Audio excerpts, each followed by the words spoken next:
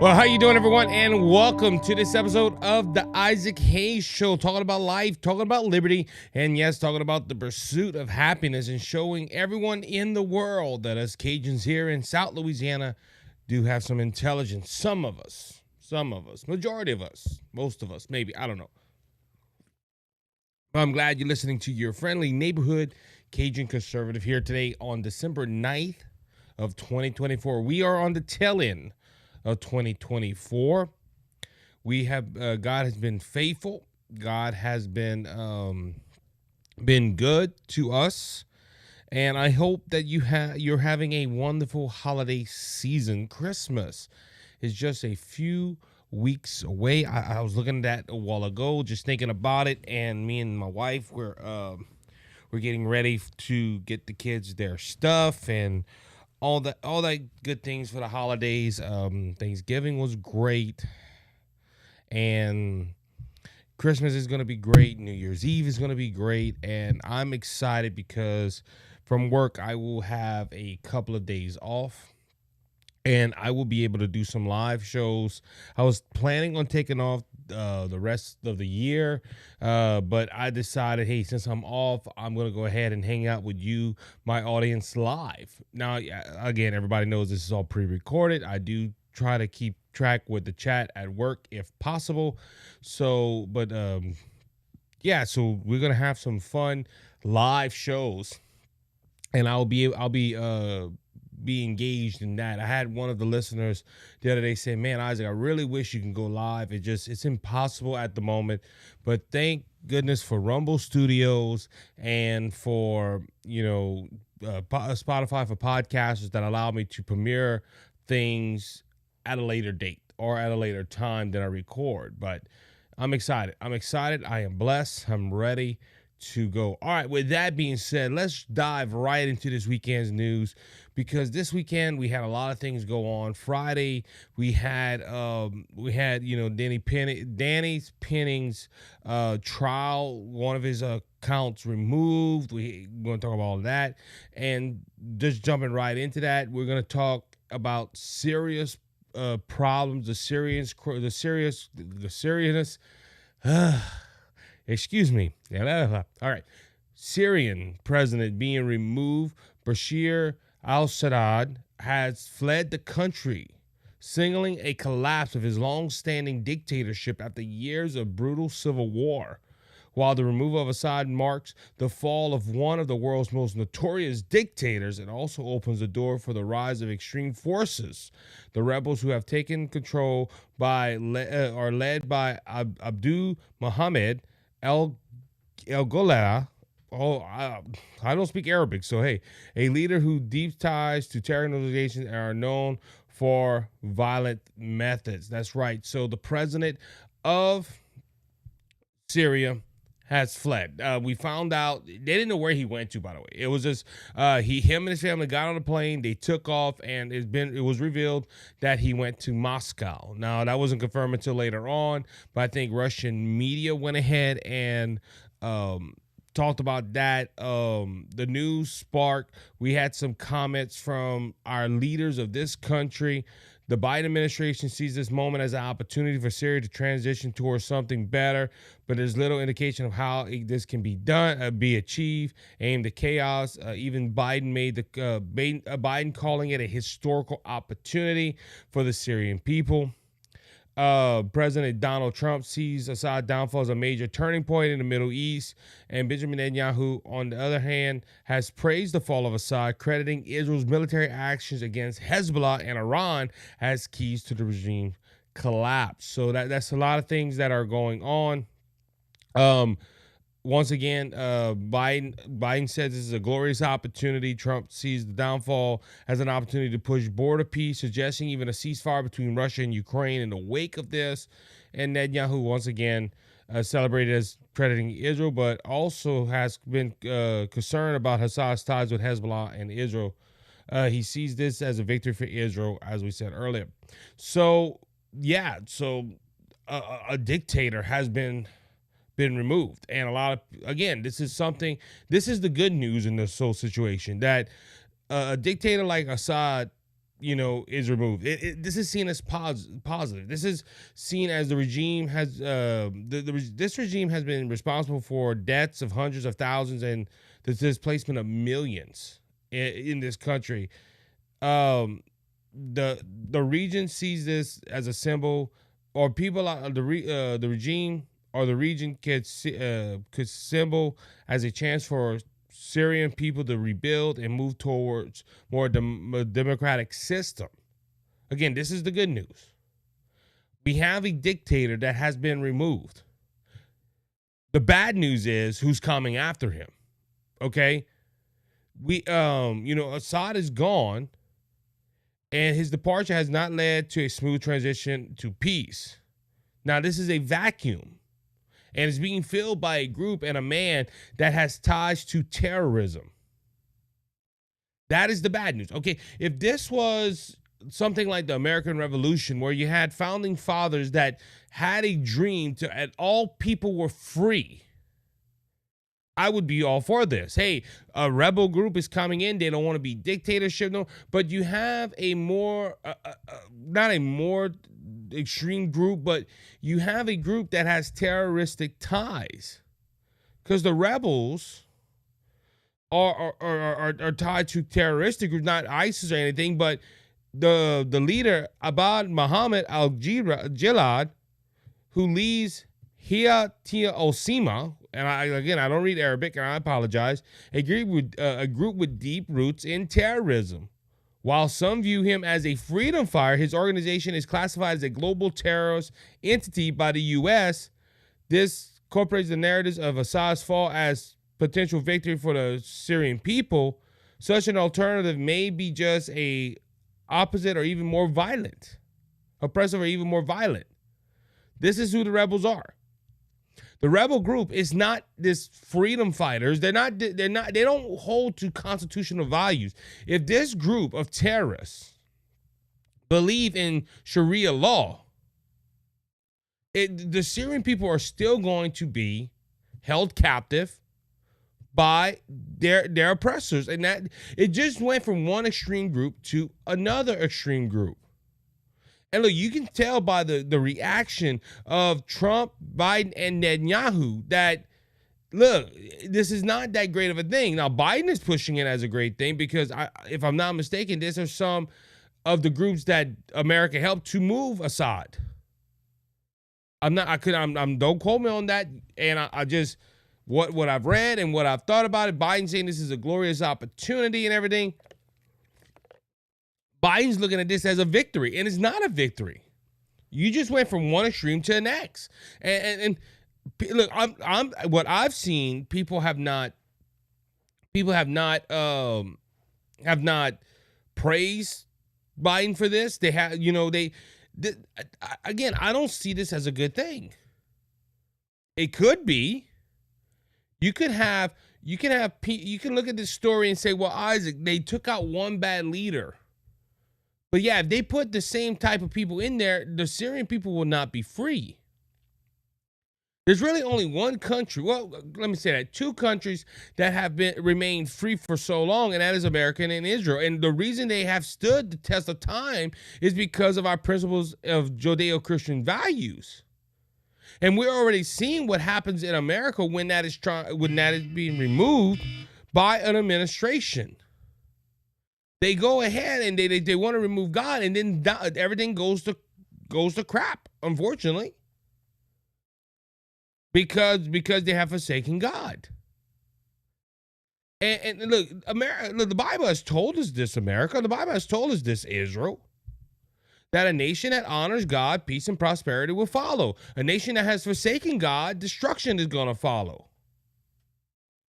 And look, if you look at these countries in the Middle East, besides Israel, these countries they're not peaceful. You have extreme regimes that preach Sharia law and preach that Allah has no son. They preach all this stuff, and guess what? There's wars and rumors of wars all over the Middle East. Israel is only the true, I guess you could say, democracy in that region. Again, and look, they don't have a system like us. America's government is unique.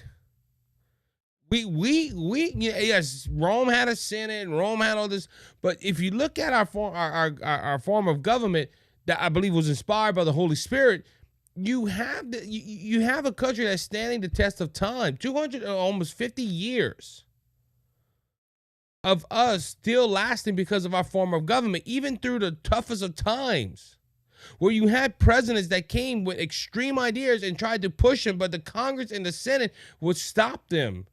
And our people, even in bad times, are in good positions. But if you look towards Syria, if Syria don't push a government like the United States or like Israel, their people are not going to be free. All these people that are in the streets cheering that they have removed a dictator, they're not going to be happy because the person that's coming into the palace, hey, guess what?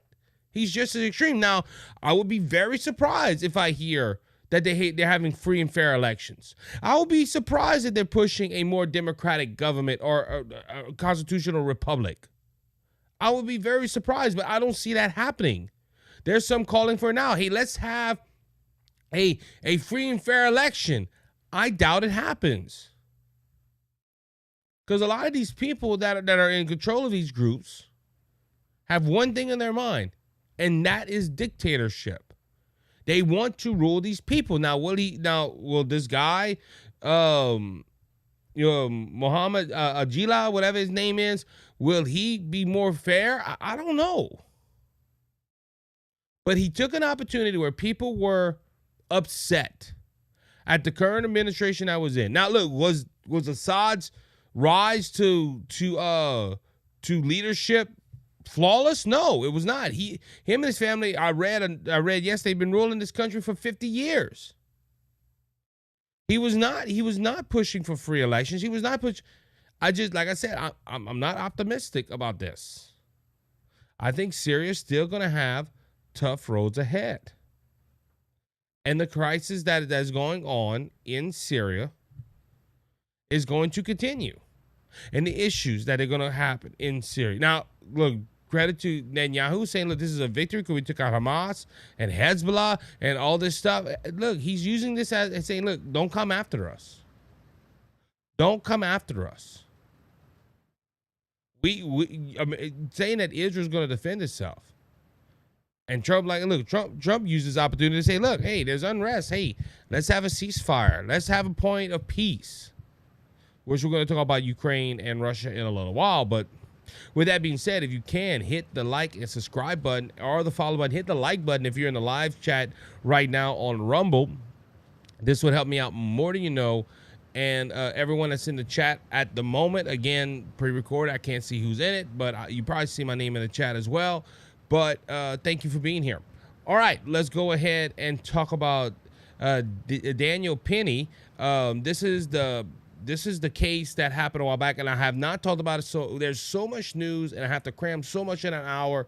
And the news some news broke according to this week. But to give you a little bit of context of what's going on, Daniel Penny was the man involved in the subway where Jordan Neely, I think the guy's name, was making threats, and he was in the train and he was on the subway, and he was telling people he was going to hurt them and all that. And Daniel Penny stepped in and put him in a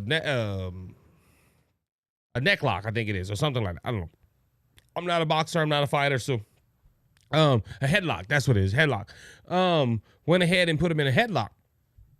And he unfortunately, Jordan Neely passed away from the incident that happened. Now, Daniel Penny has been fighting legal battles for a while, and he is facing multiple years in jail. Well, Friday, the manslaughter charge against Daniel Penny involving a high-profile case following the subway controversy in New York City has been dismissed as a jury breaks for the weekend. This happened on Friday. Penny, a former Marine who accused of using exclusive force in restraining Jordan Neely, a man making violent threats on the subway. However, many believe that Penny's acted out of a sense of duty to protect fellow passengers, not within the intent to harm Neely. The case has generated significant attention, partly because of its political undertone. There are those who believe that the charges were a political motivated by move by the district attorney to make a public example of Penny. The judge and the DA decided to drop the charges. The top charge, the most severe, has left many question whether justice is truly being served, or if the system is influenced by exterior factors. So the jury came back and said, look, we're in a hung jury. They have to agree on all counts. I never sat on a jury that had a high profile like this, and but for this type of case, they have to agree on all counts. If it's a 12-person jury, all 12 have to come back, and they were spending 4 days on his first count. This is a good sign for the defendants, the defense, by the way. If the first count took 4 days, and I don't know how many counts that Daniel Penny is facing, but if 4 days on one count, that's a good sign.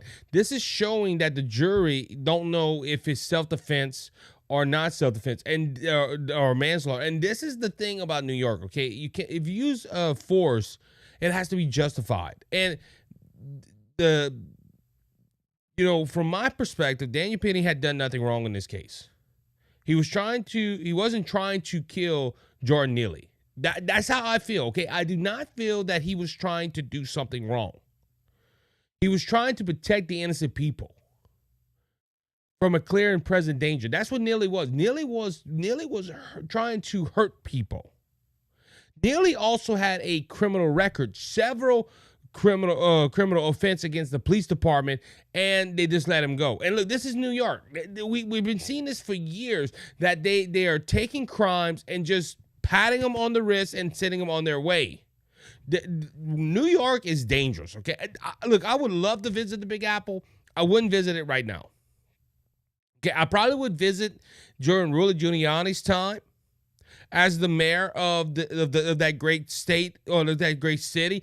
But New York is bad right now. The leadership, the political leadership have let people go. The DA has let people go, and they have focused so much on their resources on people like Neely and Donald Trump. And this has all been politically motivated. If I'm not mistaken, Neely was African American, and the DA is African American, and it feels like it's politically motivated. Neely was making threats on the subway, and Penny stepped in as a protector. This was a former Marine. He served his country to protect and to serve. He fought for our freedoms, and if he was a person that I think he was, he saw this and he stepped in to protect the American people. Again, this is showing, and all this playing in, I think the jury is seeing this. And look, I think some probably think it's politically motivated. Some are saying he was trying to protect the people. I don't know. I see this as a good thing. I see now this whole thing of them dismissing the first count. It just, why dismiss it after it was a hung jury? They're trying to get a conviction. That's what the DA is trying to do. They're trying to get a conviction. Now, the second count, if I'm not mistaken, only carries 4 years. And I don't think it's manslaughter, it's something else. But the dismissal of the first court, and I'm reading my notes here, by the judge, especially after the prosecution built their case on it, raises question why was it a simple legal decision based on the merits of the case, or did it reflect the growing concerns about the fairness of this trial? Many supporters of Penny argue that the DA was attempting to make a case out of something that was largely a matter of self-defense rather than a murder or a manslaughter. And look, I think that's what it is, okay?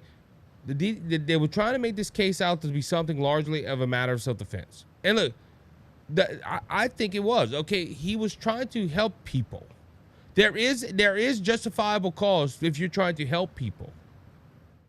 And look, they built this whole case around this first count. That's what I don't understand either. If this first count is dropped, the second count, third counts, or whatever the other counts are, they have to go anonymously not guilty. because they built their whole case around the first one. Now the jury still holds the power. I will tell you this right now. The jury still holds the power of the outcome of this case. But again, this top charge being dismissed indicates that there is a strong legal case for Penny's defense. Hopefully the jury will see this for what it is, a defense of public safety in the moment of crisis, and acquit him of any wrongdoing. They need to. They need to acquit this man. They need to send him on his way. Again, this is a U.S. veteran, somebody that served our country. He didn't want to hurt Neely. I honestly believe that. See, they're trying to make it like this white guy wanted to hurt this man. I think he saw a threat that somebody was trying to hurt, especially Neely with a criminal background. Now there's no Penny could have known that he had a criminal background, but I'm just saying. Now I will make this point. I think if he's not acquitted, Donald Trump, when he gets into office, that should be the first pardon that he does. This is a strong case for a political, a presidential pardon. This is a case that needs to be talked about how citizens need to be protected in New York. That's one thing. Eric Adams needs to step in and say, look, he was trying to protect them. Eric Adams won't. But if he's not acquitted, Donald Trump should step in and say, you know what, I will pardon Daniel Penny. Look, heck on Trump. Biden should pardon Penny, but he's not going to because it's politically motivated. I honestly, and look, I know I'm going to have critics tell me, Isaac, you believe everything that you're against is politically motivated. No, if this man did wrong, I would come on this podcast and say, hey, he did wrong. But this man was trying to protect people, not hurt them.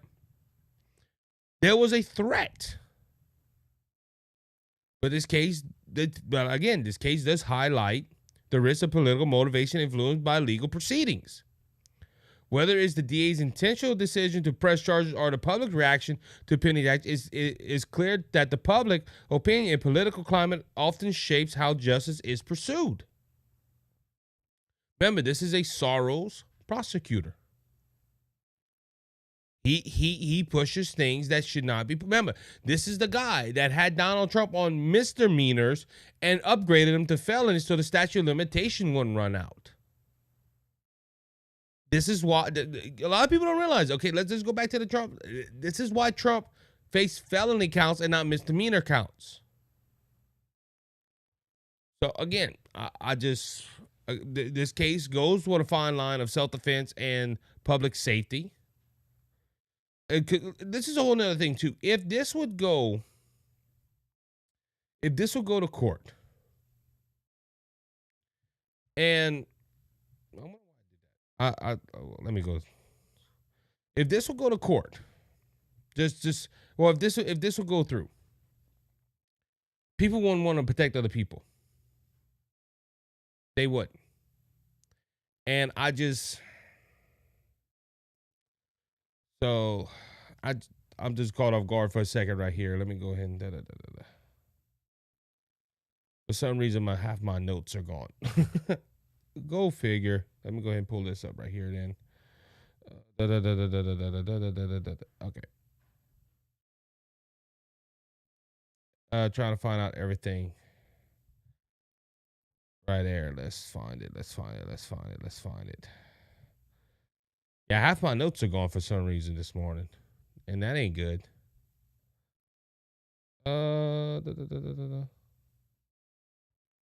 Okay, yeah, we're gonna go with that. So, but anyway, on the trial again, I apologize. Like I said, I'm trying to make sure that everything is good. I wonder if it's on this one. It might be on this one better. Ah, no, that's good. I have it right here. I don't know why I didn't do. All right, so but again, let's hope that Daniel Penny's case goes ahead and it gets acquitted. I'm hoping because what I've seen so far, and I have been following. Again, I just haven't been talking about it too much with everything going on. But yeah, I think it's time to show the DA in New York, hey, you can't win every battle.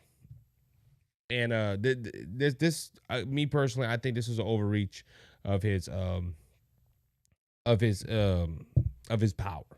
So, all right, let's move on to the next thing, and that is Trump's global comeback. And this happened Friday. I think it was Friday. Trump made headlines with his recent trip to Paris, making a powerful return to the global stage as he takes his place as a prominent leader of the U.S. once again. Trump attended the reopening ceremony of the Notre Dame Cathedral, a historical moment that showcased his influence on the world stage, even as current President Joe Biden skipped the event. During his visit, Trump met with French President Emmanuel Macron and Ukrainian President Volodymyr Zelensky, signaling a strong international presence.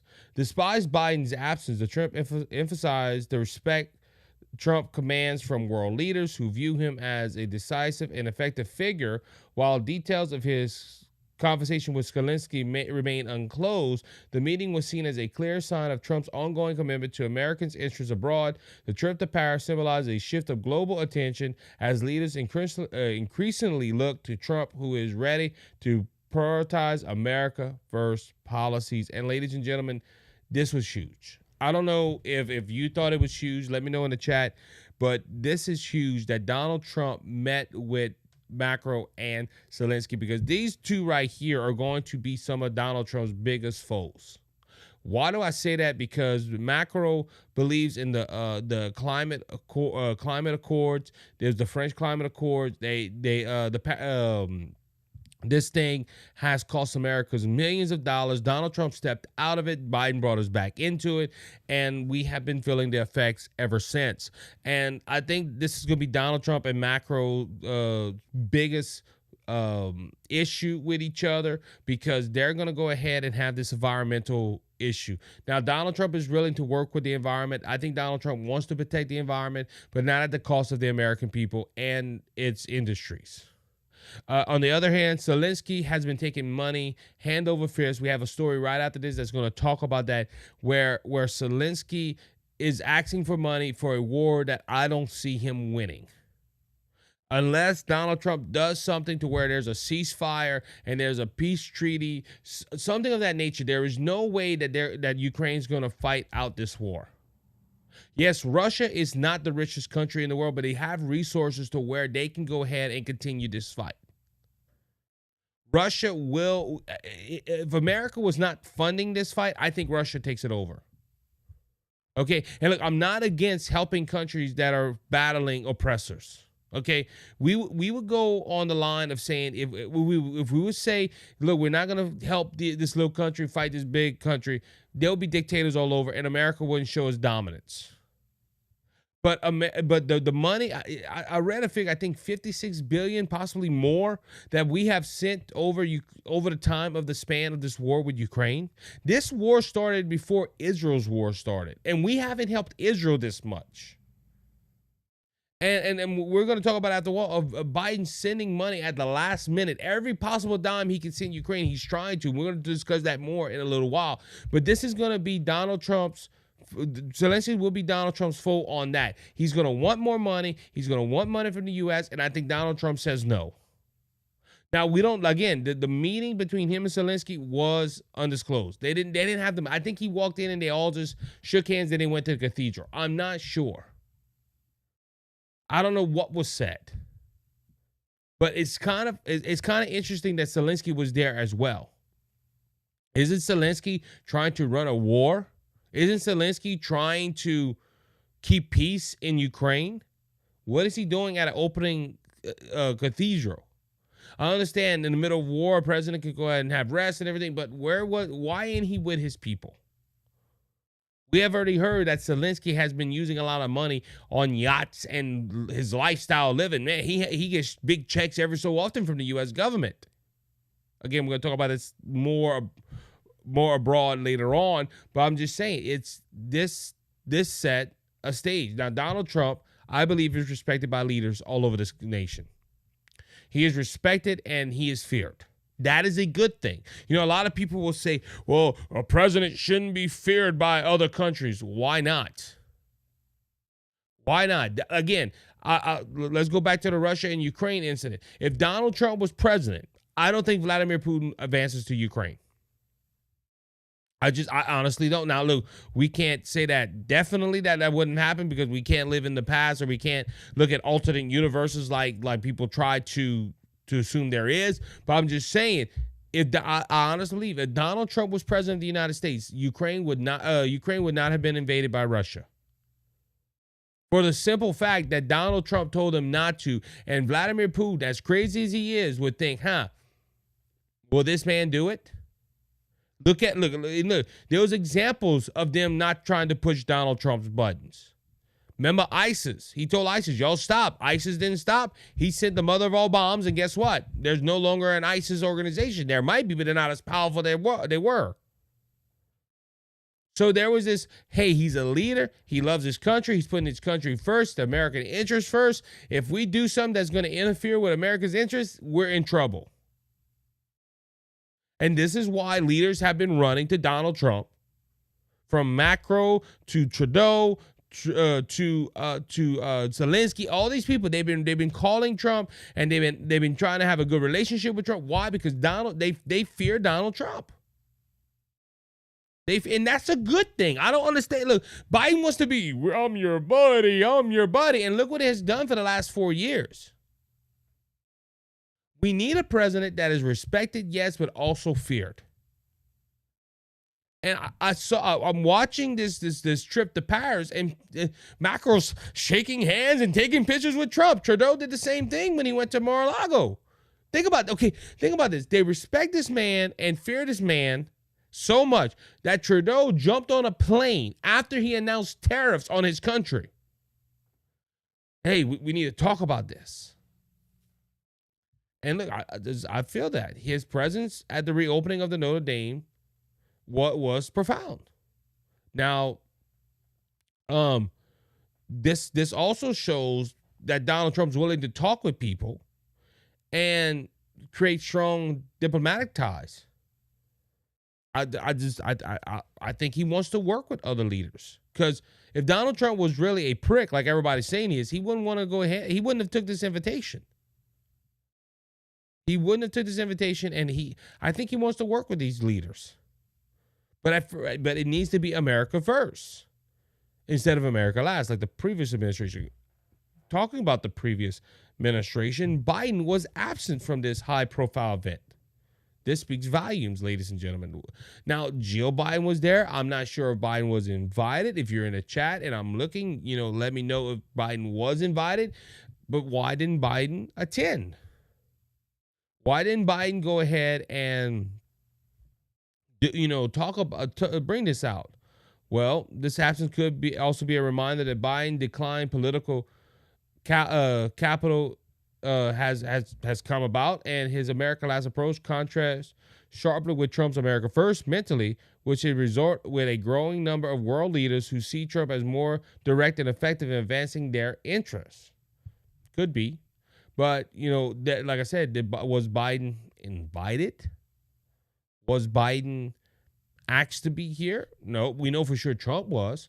Again, we saw Jill Biden in attendance, but that's the first lady. At an event like this, usually presidents are involved, not first ladies. I don't.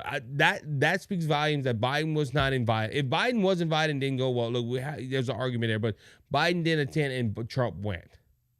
Again, this is a great look for Trump. Trump wanted to work with leaders while Biden stayed at the White House. Again, Biden is a lame duck president. Anyway. Everything he's doing right now is a last-ditch effort to make his legacy known. He's done in a little over 30 days. He's done. And look, we're under a month of the certification of the election. Biden is finished. Biden is done, and maybe he just don't care no more. And look, that's the argument that a lot of people have been giving me, is Biden just simply don't care. He was pushed aside by his own party. The American people did not want his agenda. I'm just saying, it goes to a point that Donald Trump his presence is growing while Biden's presence is decreasing. So again, this also Trump's rally, Trump going to this event showed America's place in the world. One of the key takeaways from the Trump trip is his ability to project strong on the world stage. As the world watches his interactions with global leaders, it's clear that Trump's message remains one of prioritizing America first policies, putting U.S. interests above all else while maintaining strong allies where needed. This is a sharp contrast to the more traditional diplomacy approach of Biden, which does not work. Administration, which many critics argue has allowed other countries to take advantage of the United States. And look again, when people see this, it's America first versus America last. And Trump's approach is, hey, we will help you, other countries. We will align with you, but we're going to put U.S. first. If it helps us in the United States, we're going to be first. And that's how it should be. But Biden, again, a more traditional, sometimes positive approach is, oh, well, we need traditional diplomacy. Yeah, sometimes you need that, but sometimes you need to tell them, hey, we need to lay tariffs on your front door. Or, hey, if you do this, we're going to go ahead and stop you. I'm just going to be. Trump's message is clear. America will lead with strong and prioritize its own interests above all. This trip serves as a reminder of the shifting tides in global leadership where respect for American power and influence is once again taking center stage. And look, to be honest with you, this is what the American people voted for. This is what the American people voted for. They voted for Donald Trump to take the reins and push America first policies once again. And again, I think this trip's showing this. People are running to Trump because they didn't. Look, I'm going to be honest with you. I don't remember them running to Biden like this. I could be wrong. But, all right, while we're talking about Ukraine and world leadership, global leadership, Biden did something once again this weekend that I just don't understand. The Biden administration has committed nearly $1 billion more in aid to Ukraine, bringing the U.S.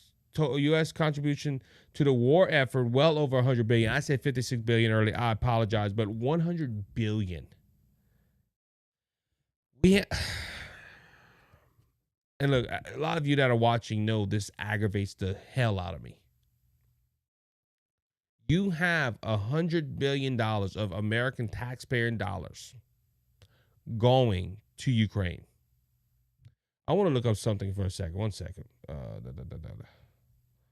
Let me go and see. I want to look up the U.S. defense budget. Okay, let's use this. All right. Let's go look. U.S. defense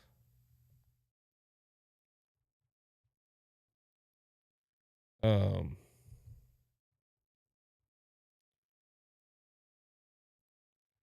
the military, for defense. Okay, let's see this right here. All right, so the United States military budget for 2023 was $820 billion, which is around 13% of the federal budget. This was less than average of 15%. $842 billion, a 2.6 increase from 2023. It looks like on the national defense is 820, give or take. 820. Think about it. Okay, less than maybe 0.5%. So $100 billion we have spent on their defense that we could have used on our defense. All right, 800-something billion has gone to America's defense, and which is rightfully we have a lot of issues in the country we need. But $100 billion we have funded their military. Now, Ukraine is not as big as the United States. We probably funded their whole military system in Ukraine for the last several years. $100 billion of American taxpayer. I'm not against helping countries that are our allies. Okay, I'm not. But every time you turn around, they're sending $1 billion here, $1 billion there. The latest financial package is part of an ongoing U.S. support for Ukraine defense against Russia's invasion. However, there is an increasing criticism about the effectiveness of this funding. Critics argue that Ukraine is receiving an exclusive amount of money without clear accountability or transparency plan for the long-term use of these funds. The timing of this aid, the aid coming in a final stretch of Biden's term, raises questions. Why now? Why is the U.S. truly getting? What is the U.S. truly getting in return for this massive spending, and how substance in this support for Ukraine? For many, this issue is becoming a part of a frustration, as you can tell with me, as it seems that the financial burden of American taxpayers is growing with little to show in terms of clear progress or end game. Ladies and gentlemen, this is just ridiculous. Now, I asked the question, why is Biden sending money to Ukraine right now? The Biden administration has framed its continued financial support for Ukraine as a necessary measure to help defeat Russia aggressive and safeguard Europe's security. This is the issue that I have. Okay, I mentioned it earlier. Zelensky was in Paris. It's been proven he has yachts and he's living a luxurious lifestyle in the middle of a war.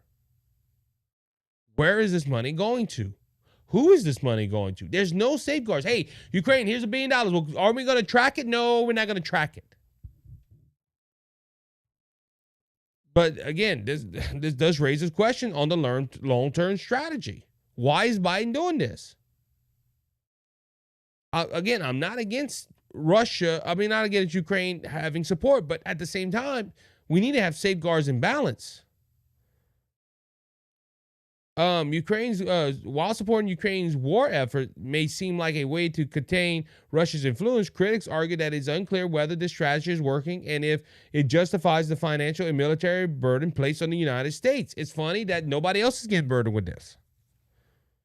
The timing of the aid feels politically charged, which it is, with the 2020 election on the horizon and administration urgency in continuing this financial support raises suspicions about whether it's about securing international goodwill or promoting a legacy or being a global defender of democracy. Many are asking, why is this support being ramped up now rather than earlier in the war or with a more long-term vision in place? Biden never looked long vision.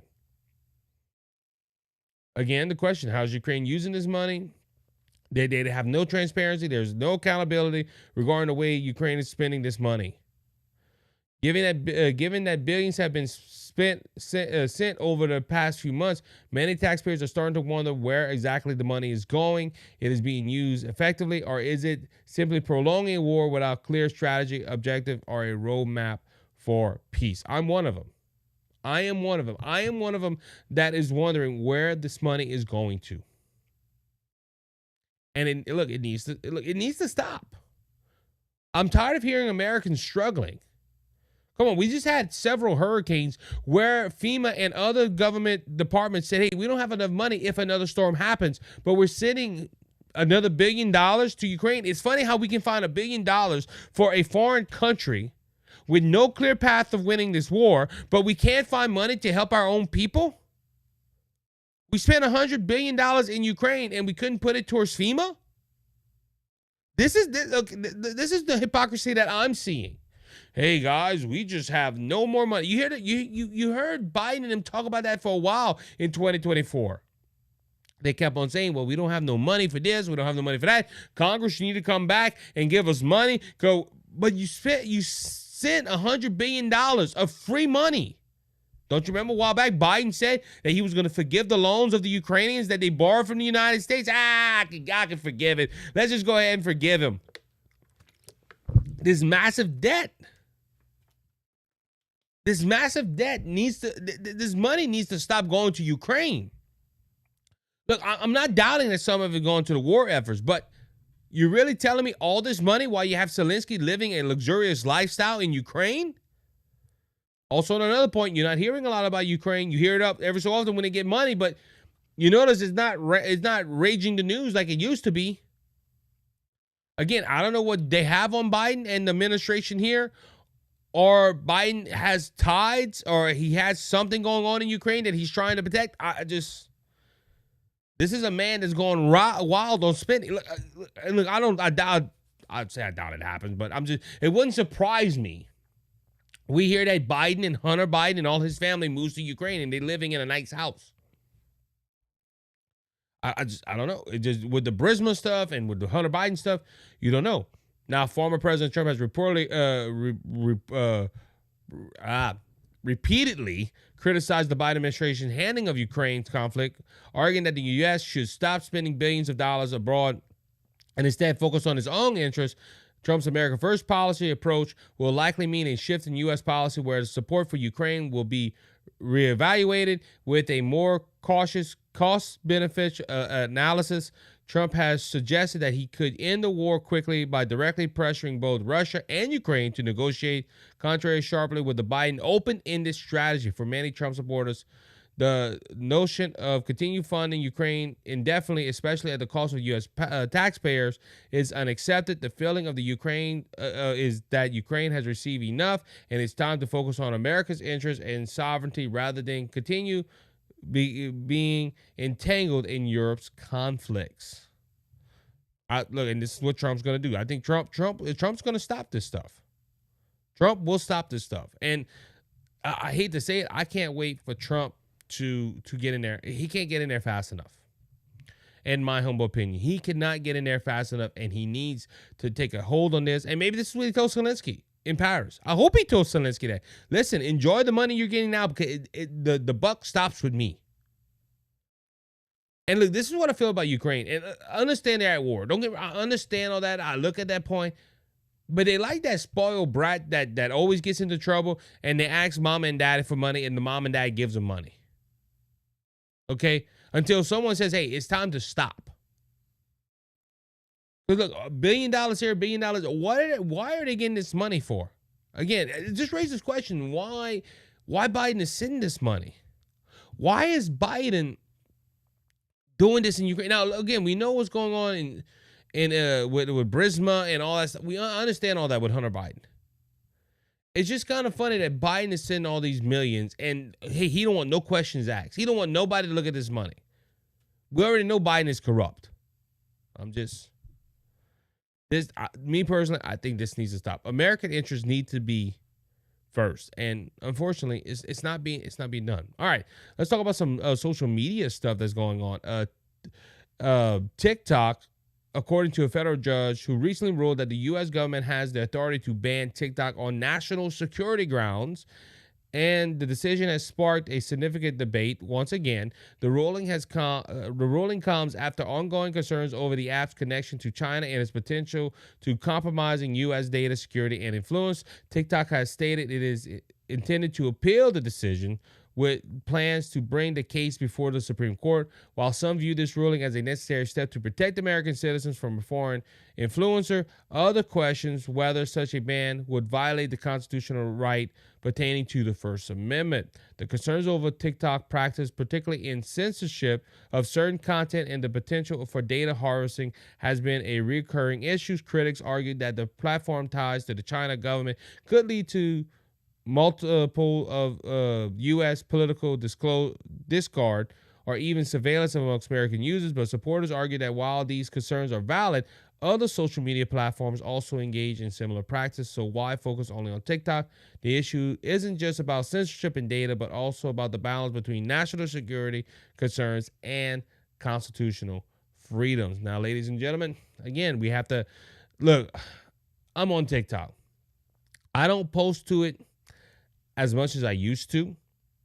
I will give you that because of my work schedule. And I'm in here early in the morning filming for Rumble and other stuff. So, and I'm not going to try to stay too long on this because time is escaping me, and we will try to get to handy news as soon as possible. But first, again, I'm not against TikTok. I'm not against really any social media account platform. However, I am for protecting our country. And if it is a threat, America needs to do something to annihilate it. I'm not against that. At the same time, the reason that the left is pushing this, because remember, the left did not want to ban TikTok. Trump was the first one to mention about banning TikTok, and TikTok went ahead and spent a great amount of money to put servers in the state of Texas so our data could stay here in the United States. And Trump was like, hey, they did that. Well, I'm fine with it. But the left started saying, hey, we want to go ahead and restrict TikTok because of his speech. Now, I noticed that after the left started pushing this ban, TikTok started censoring some stuff that I was pushing out. It wasn't a lot. I don't get banned on social media hand over fist. But at the same time, I started noticing this. And I started noticing it for a lot of other content creators. You have you have the MAGA lady, I can't remember her name. You have the one that goes, oh, Gas, I think his name is. You had several other conservative TikTokers start getting censored a lot more. And every time they do that, this ban comes into issue. So I get their concerns of social media influences and all that, but there is censorship. I have issues with TikTok on censorship. However, the constitutional debate is the ban legal, and the federal court ruling that TikTok can ban certain centers around national security concerns, particularly fears that the Chinese government could use the app to collect sensitive data or spread propaganda. In my TikTok, I've never seen anything with government censorship. Now, China does have a stronger grip on TikTok than the United States. I will give that. You can't post certain things on TikTok in China. But also, China is a communistic country. Supporters of the ban argue that, it is when the government's right to protect the citizens from foreign influencers and safeguard national security. However, critics contend that the government's ability to ban a platform is an overreach that violates free speech protection under the First Amendment. Okay, this is the issue with the whole First Amendment thing, though. If TikTok is censoring First Amendment and they want to have their First Amendment rights protected, which they're not a United States citizen, they need to stop censoring shit. I'm just being honest. And look, I don't agree with the government trying to ban TikTok. I don't. Okay, I don't agree. At the same time, I don't agree with TikTok's censorship of this. They're trying to censorize people. Now this is going to go to the Supreme Court. I'm not doubting that. But at the same time, we have a lot of concerns with this. I'm going to continue watching it because I think TikTok is a good tool for the conservative movement. Again, I use TikTok. Every so often, I will put a TikTok video out there, and it gets views. I haven't been doing it because, again, time. My calendar is thick. There's a lot going on with family, church, and this podcast and work. But at the same time, I'm not against TikTok. I think TikTok is a good tool. Now, this is a question I will rise for everybody that's listening because everybody, well, national security, Isaac, you know what I ask? Well, look, other social media apps take our information too. Just saying. A lot what TikTok does, other social media companies do. The difference with TikTok and other social media accounts that we use on a regular basis, Facebook, Instagram, Snapchat, YouTube, whatever, they're United States based. But this is the whole thing too, okay? The American government could not, they couldn't go to TikTok and say, hey, don't stop this false information like that. Because remember, this is another constitutional argument, and Mark Zuckerberg from Facebook said, oh, I made a mistake, I shouldn't have done that. The federal government told Mark Zuckerberg, hey, you have to watch out for this certain post, labeled it false information, don't push it. And the government was trying to censor your thoughts and your opinions. Well, hold on, Facebook's a whole different issue. No, it's not. The difference with TikTok and Facebook, in my humble opinion, government could control Facebook or tell Facebook what to do, and TikTok was like, no, we're gonna censor false information and harmful information, but we're not gonna stop political talk. Because there's some things on TikTok you hear that you don't see nowhere else. And it's kind of funny that the current administration said, well, that's propaganda. Oh, if it's exposing your lies, it's not propaganda. It's just telling you the truth. So I always thought this was how can I say it? Was a double-edged sword for them, because again, you want TikTok to stop doing something that you're allowing other people to do, other social media companies to do.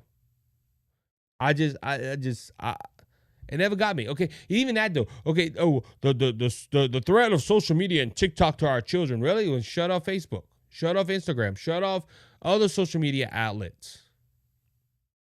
Because them dangers are there with other social media. And again, I honestly feel this all goes back to the government, well, the current administration, who will be the former administration in the next couple of weeks, did not like how TikTok was exposing certain things.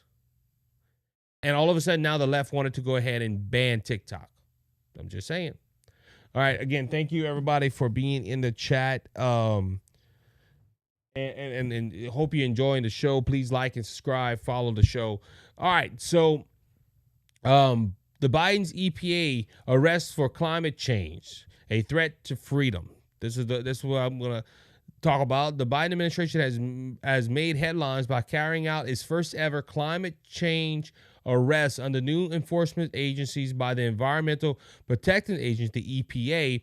The individual was reportedly detained for allegedly violating climate regulations. This makes a significant step in the administration's aggressive push to combat climate change, signaling that the federal government is willing to take serious legal actions against individuals or companies seen as violating environmental laws. While the administration frames this action as necessary to combat a global climate crisis, some critics argue that such measures could have serious consequences for personal freedoms and individual rights.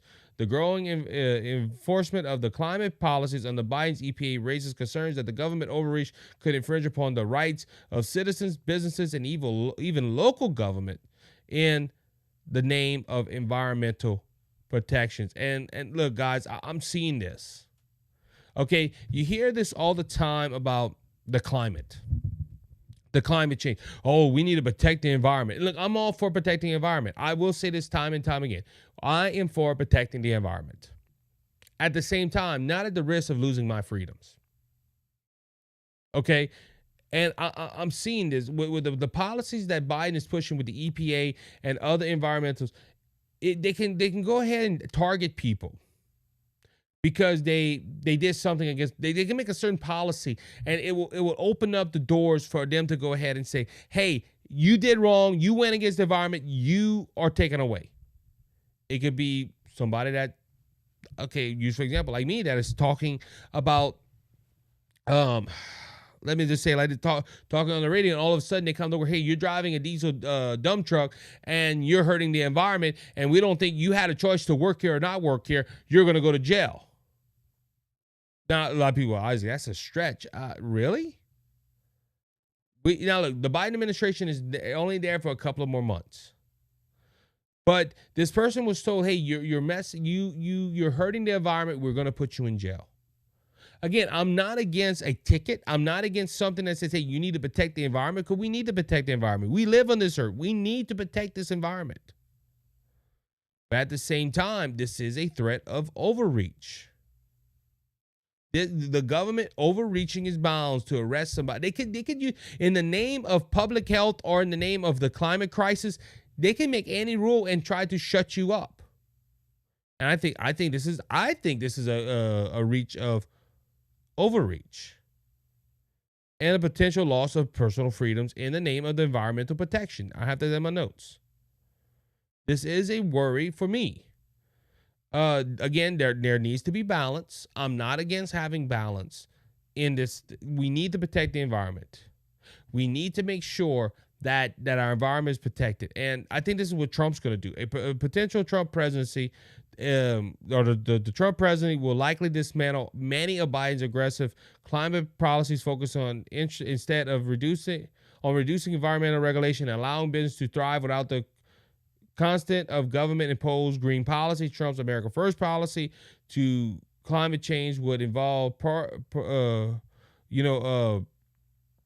making importance economical growth and energy independence over international climate commitments. And look, again, we talked about the climate accords earlier. I think this is something that Donald Trump and Macron is going to have issues on. But Biden's aggressive climate change environmental highlights the tension between protection, the environment, and safeguards of individual freedoms. If the trend continues, we may find ourselves in a situation where the government climate agenda comes at the expense of personal liberties. The future of the U.S. environmental policy may depend on the political leadership that emerged in 2024 with Trump's administration drastically alternating the current trajectory. Ultimately, the key challenge is finding solutions that address climate change without infringing upon the freedoms that define the American ways of life. Now, climate change. Look, climate change is 4 times a year. This said climate change, and I ran this through to organize my notes with a program, but I don't believe in climate change. At the same time, the climate does change every four times a year: summer, winter, fall, spring. Just being honest. But look, we need to protect our environment. At the same time, I don't think it's killing us. The world's not going to burn up. That's my personal opinion, but we'll have to see what happens. All right, I'm over time. I see I'm over time, and we're going to get to handy news in just a minute. If Wendy is listening, we're going to get to that in a few minutes. But I do want to have one more story, and this is something that is close and dear to my heart. But last Friday, on their podcast, Unashamed with the Robertson family, Jace Robinson revealed that his dad was diagnosed with Alzheimer's. Now, you might not know who Phil Robinson is, but Phil Robinson is one of the stars of the popular TV show Duck Dynasty. And his autism diagnosis was brought out by his son. Robinson, known for his outspoken faith and conservative political views, has made a lasting impact on both as a Christian influencer and a public political commentator. This is Phil Robinson. He's influencing the Christian world and political commentator. While many disagree with some of his, that's not what I was. Anyway, but anyway, I disagree with some of his spiritual beliefs. Let me do this. Let me go ahead and go look at this right here. All right. Yeah, that's the same thing. All right. Anyway, yeah. So as a Christian influencer and a political commentator, Phil Robinson has influenced me. But Manny, I may disagree with him on a few things, but his unwavering commitment to faith and his willingness to publicly share the gospel have earned him admired by many, and including me. Again, Phil Robinson, he has inspired me a lot. I have a book. I don't know if it's right here. Let me see. Yeah, I do.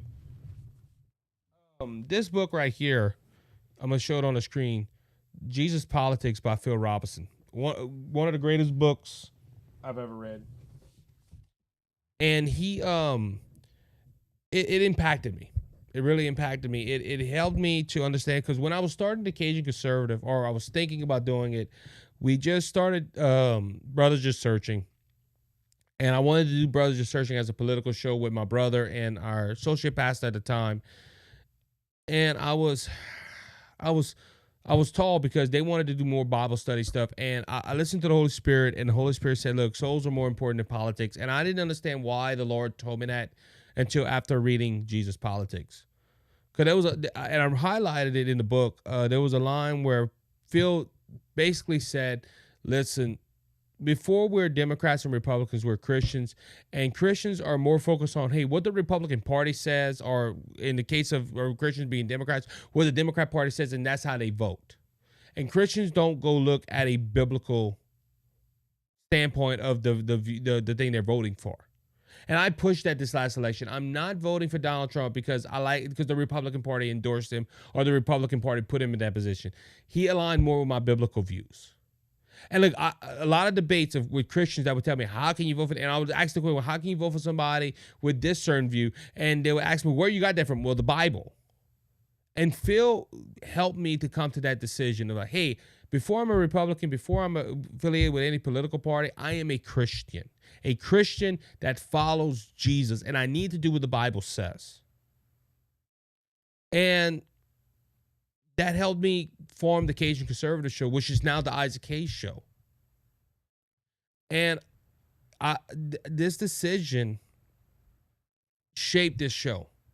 And look, I've been through ups and downs, but I always remember that Christ is the center. And look, I have to give credit to the Lord first, but then to Phil Robertson. Now, Phil Robertson also wrote the book Uncanceled, which is a great book as well. There is Phil Robertson has influenced a lot of people. Phil Robertson also they were trying to cancel him on Duck Dynasty and on national media. But he stood his ground and he said, no, I'm not. And guess what? He stood the test of time. Now he's in another test. Again, he has been diagnosed with Alzheimer's, and he also has been diagnosed with a certain blood disease that has hurt him. I heard Jace the other day on Unashamed, and he was talking about Phil going hunting. Now, Phil loves to hunt ducks, but he told Jace that the opening day was one of the most miserable days he ever had, and he's been home ever since. And look, this hurting the family. I saw a post from Sadie Robertson, his granddaughter, saying that This Made Public has, made her realize, hey, this is happening.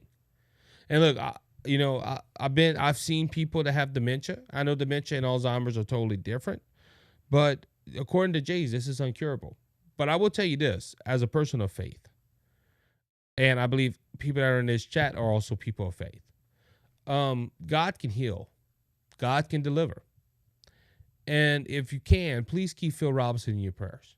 I know that, look, this is a guy, again, that has influenced my life greatly. I've never met Phil Robertson. It would be an honor if I could meet Phil Robertson. But this is what I want to say too. Even as Phil faces this health challenge, I do believe that believe his journey will continue to serve as a testimony of God's grace. If you ever watched The Blind, this man was, as he says, a heathen, but he gave his life to Christ. And he surrendered to the Lord, and guess what? His life has changed. Now, the Lord has used a man that was on the run from the law to win possibly millions to the Lord Jesus Christ. And I believe this situation will be used for God's glory. And look, let's pray for healing, because look, everybody says this is an impossible situation. God can heal Alzheimer's. God can heal this blood disease. All we have to do is have faith. And I believe he's believing by faith. And I believe he's staying strong to his faith. And let's just pray that the Lord will heal him. But at the same time, let's also pray for his family and his friends that are going through this, that sees Phil. They seen Phil as a person that, he's a soul winner. There's stories upon stories of people going to his house and being won and being baptized in that river. And look, I talked about my Uncle Wilvin the other day. My Uncle Wilvin was the same way. A lot of the older generational Christians were like this. Then it didn't matter where they were at. They would talk about Jesus. God gave them an opportunity to be there. They're going to use it for his glory. And I wish that's something that us younger believers could go ahead and take a grasp on, that, hey, tomorrow is not guaranteed. We need to go ahead and share our faith. And look, I do this all the time here on the show. But with that, with that being said, again, keep him in your prayers. I think, if it's God's will, he's going to heal him. And we need to pray for that the Lord would go ahead and use this for his glory, and this will be a testimony. And at the end of the day, Phil Robertson wins. If God heals him from this disease, well, he has a little longer time on this earth to share his faith. If something happens, Phil Robertson would pass away from this disease. Phil Robertson will be enjoying his reward in heaven. That's a hope. A lot of people don't have that hope. But I think God has a lot more for Phil Robertson to do. We'll have to see. I think God fulfilled this. I think God used Phil Robertson for a great and mighty work. And I'm excited. Look, I'm glad that this man became famous. I'm glad they told him to write book, or to ask him to write books. And I'm glad that he obeyed the will of the Holy Spirit.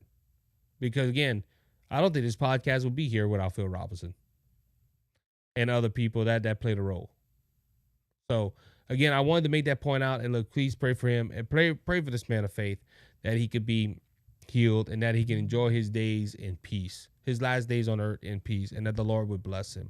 With that being said, it's going to wrap up this episode. Thank you as always. I know I went a little long.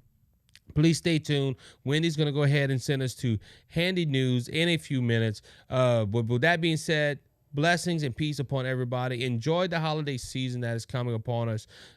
We love you guys. Pray that the Lord blesses you and keep you. If you don't know Jesus, your Lord and Savior, you can always reach out to me, and I'll tell you how to make Jesus your Savior and heaven your home. Remember, he has won the war. We might lose a battle here and there, but he has won the war. Stay firm in the faith. Let the Lord lead you and guide you. So until next time, you be blessed. You be encouraged. You have a good one. We'll see you next time here on the Isaac Hayes Show.